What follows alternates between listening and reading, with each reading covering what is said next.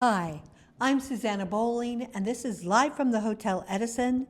Times Square Chronicles presents. Well, last year was hip hop's 50th anniversary, and today we have Mark Green, who was there when it began and has written a book called The Show Must Go On. Mark. Yes. Well, first I want to say thank you, Susanna, for having me here today. Oh my God, you're welcome. I'm very excited to have you, actually. Great. How did hip hop get started? Oh my goodness. Well, it started in the Bronx, and it's 1973. There were little parties going on. We call them underground parties. So that's pretty much where it started.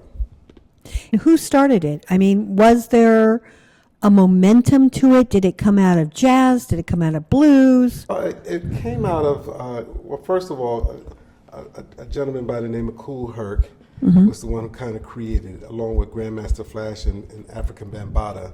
And it was something that, we did back in the day where people kind of gathered around and went to the park and played music. And that's how it all began. How did you get involved in hip hop? Well, I'm from Jersey, so this was during the time, I guess, around the 70s, around 76. That was the time where the funk bands started fading out and you had more of the disco era coming in. So DJs became to be more popular. And I started, messing around in my basement with my DJ equipment. And eventually, I ran into a promoter who asked me to be in the Battle of the DJs, which happened in the Bronx. And it was 1977, I'm sorry. I was there in the Bronx and I battled against two other people that were DJing. And during my time, I heard somebody started rapping, which we didn't know what to call it. We just heard somebody talking on the mic. And the next crew went on and I heard them do the same thing. So what happened from there is I took what I learned from the Bronx and brought it to Jersey. So I'm going to come out and be very ignorant. Okay. Because to me, rap was when the Prince of Bel-Air did that song on the TV show. Okay. How close to that is rap? Or was that not rap? Or is that a function of it? I like to say, when I look back over time, rapping had been in existence for a long time. We just didn't know what to call it. When you look back in the 70s, the radio jocks would get on the radio and they would say their little rhymes. Hi, this is Hank Spann. I'm more funky than a crippled crab without a crutch. They would do their little songs or their little poems, and that was kind of the beginning. As we kind of moved on to the early 70s, it became a thing, and it wasn't a type of situation where we looked to make money. It was just having fun. How did you get involved with it? Was there a single moment, or did it just happen organically? Well, it happened organically for me. I was asked to be a part of the Battle of the DJs in the Bronx, and it was during that time when I first experienced and hearing rap music. And at that time, after I heard it, it was something that just was totally amazing to me. So I ended up bringing what I learned back to New Jersey, where I'm from. And did you bring rap to New Jersey? I would like to say so. There was a guy who I went to high school with. His name was Guy O'Brien. And when he first heard me start rapping, he didn't know what was going on. He said, "What is that? Where did you get that from? What did they call it?" And I explained to him about what I was doing. And he ended up learning what he learned from me and ended up making the first rap record called Rapper's Delight. Oh, nice. His name was Guy O'Brien, also known as Master G of the Sugar Hill Gang. Who has been the most influential people in rap? Well, for me, I have to look back to the early days of hip hop because that's where I came up, and it was Rakim, LL Cool J, also the Sugar Hill Gang. Those were like my top three that kind of influenced me. Who's influential in this genre now? Oh my goodness.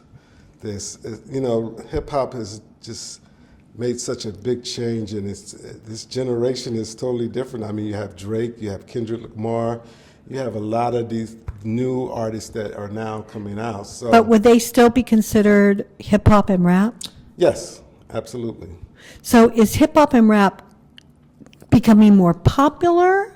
Oh yeah. Or is it, because I don't hear it as much as I did at Yes. one point. No, it is. Basically now almost every station is playing some type of hip hop, whether it's Okay. country, whether it's Oh, yes, I've heard it go into different genres. yeah, it's Like they've definitely genre. incorporated Yes, it into yes. it. But you know, the funny thing is, I had an opportunity while managing Grandmaster Flash to travel around the world. I've been to 17 countries, and Wow. what amazed me was that I would go to Italy, and people couldn't speak the language, but they knew they knew all the words to the rap songs. Oh, wow. Germany, Italy, France. It was just totally mind blowing for me. Of all the moments that you've had in your career with rap, what is the one that stands out the most? Well, to me, you know, I after being on the road as a road manager in hip hop, I decided to become an agent. And the person who I signed, my first person who I signed, his name was Jazzy Jeff and the Fresh Prince. That was one of my most, favorite moments in my career, being able to sign him, and I still have his contract. Really? Yeah, so that was an opportunity when I got a chance to meet him again and show him the contract. So During the 50th anniversary, did you get to do different gigs, and was it celebrated the way it should have been? yes, I happen to be the chairman of the Hip Hop Museum Artist Relations, where I deal with all the artists. Oh, I heard about artists. this, yeah. Yeah, so it was a great celebration. We did a year-long celebration, not only just here in New York, but California, Seattle. It was all different places. Where would you say rap and hip hop, they are the same thing, right? Well, yes. Well, hip-hop is the culture, and it's... Oh, got it. Yes, Okay. Yes. Like the country and the state. Sure. Got it. Of that, where in America would you say it lives the most? Is it really the coasts, New York and LA, or is it in the middle of the country? I would say New York and LA, definitely. Yes. But again, you'll be surprised, like when you go overseas, I'll say this, when I was coming up in the 80s in hip hop, LA, the West Coast really embraced hip hop. Right. And you started seeing more. And that's why if you look now, you see that a lot more records are sold on the West Coast than more so on the East Coast, because they totally Well, embraced it. California was always, I'm from California, and California was always very music driven. Yes. People think that it's more film driven. No, it was music driven. Yes. And music changed, and if you drove down Sunset Boulevard, I mean, there's all the posters, and they're not posters of movies, they're posters of singers. Yes. And Tower Records, Sure. which I don't think is there anymore. No. But Tower used to be the best place in the world to go because they had these little booths, and you could go listen to like everything you wanted. It was like having a baby concert of stuff you wanted to hear. The crazy thing, Susanna, is that when I started in hip hop, the average fee for a show was like $1,500. Now the average fee for a show is $20,000. Damn. Yes, and now you see some of these artists are getting upwards to $300,000 to $500,000 for one show. Whoa. Yes, Here's hoping they donate some of that money to California. absolutely. You're an agent right now, right? Yes, I am. Who should we be looking for? What artists are on the up and up? Well, for me, I'm pretty much stuck in the 70s, 80s, and 90s. Oh, I'm stuck there.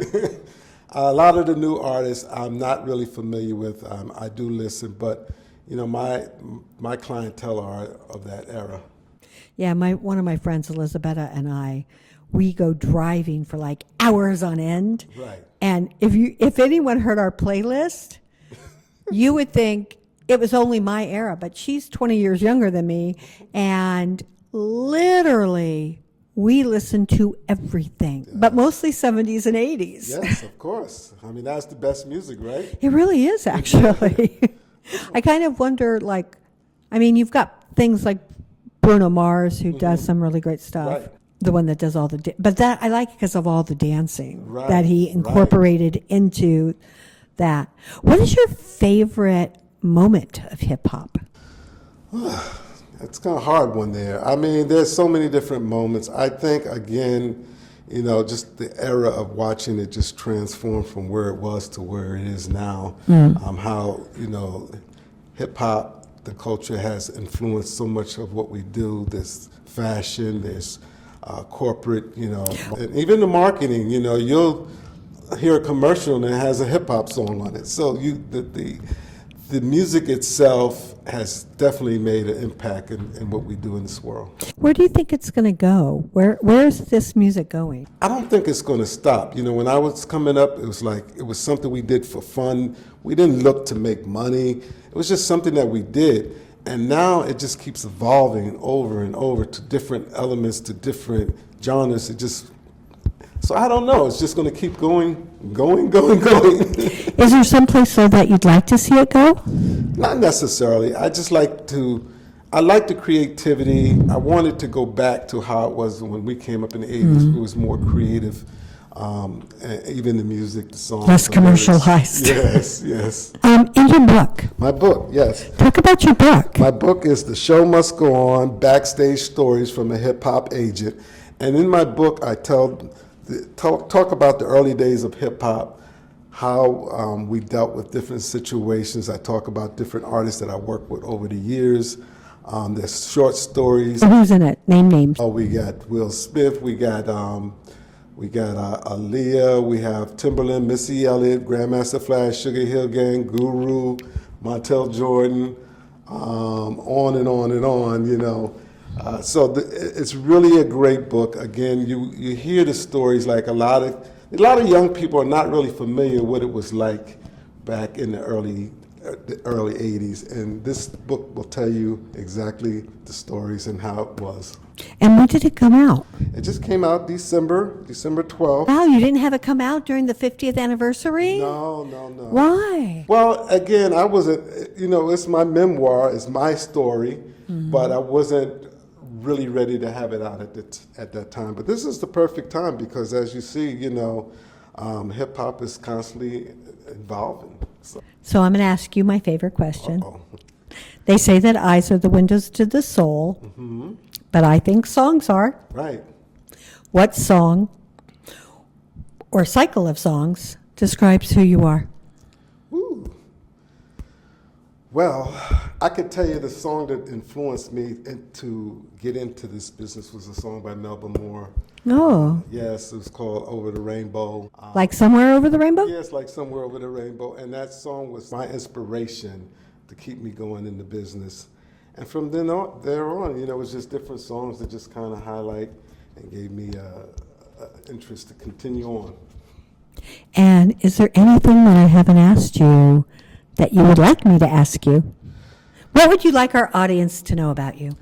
Well, I would like the audience to know that, a lot of things not only happen within hip hop, but in my memoir, I talk about my early years of what I dealt with. I was paralyzed from my waist down. Wait, let's get there. You were paralyzed from how? At 11, I had the pneumonia, and I was paralyzed. They said I'd never walk again. Thank God that, he gave me back the, opportunity to walk. And it made me a black story. And how did that happen? Well, prayer. I okay. say prayer because that is the beginning of my story, and my story ends the same way because as a part of this element of not only hip hop but the entertainment industry, you go through different struggles, you go through different craziness that happens. So it's my dedication at the end is to God, who allowed me to do what I've done all these years. I'm a firm believer in this. Yes. I actually own another website called Unlocking the Keys to Healing. Oh, yes. And I'm a firm believer in manifestation, in talking to God, Yes. and being grateful. You have to be. I think that most people are not grateful, and that's why things don't happen. Right. But yeah, I'm a firm believer in that. Yes. So that's my key out of this. Once you read all the stories that I've been through, and there's crazy stories in here from being caught up in the Ku Klux Klan march. Really? Wait, you were wait.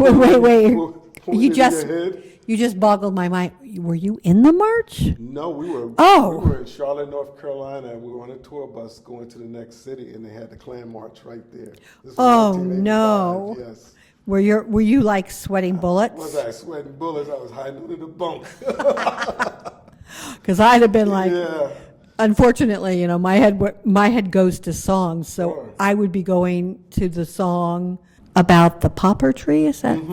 Yeah. No, it was, and there are crazy stories in here. It was the elements of that era. There was drugs. There were just different things that were going on in the 80s. So you had to kind of make sure that you stay away from all of that and able to survive. Oh yeah, I remember. Those little dot candies on, Yes, and yes. and somebody said to me, "Oh, you want a dot candy?" I was like, "Yeah, sure." And I'm like, the next thing I know, I'm tripping on acid, and I was like, "What the hell?" I did not know, Yeah, had yeah. not a clue. I was so stupid. No, absolutely. But I was like, "Man, they disguised it like candy. This is wrong." Right. No, I remember. Again, is there anything I like having my guests have the last word? No, I just would like everybody to, get a chance. If you go out, it's on Barnes and Nobles, it's on Amazon, or you can go to my website, markmoneygreen.com, and that's where you can purchase it. Love Mark Money Green.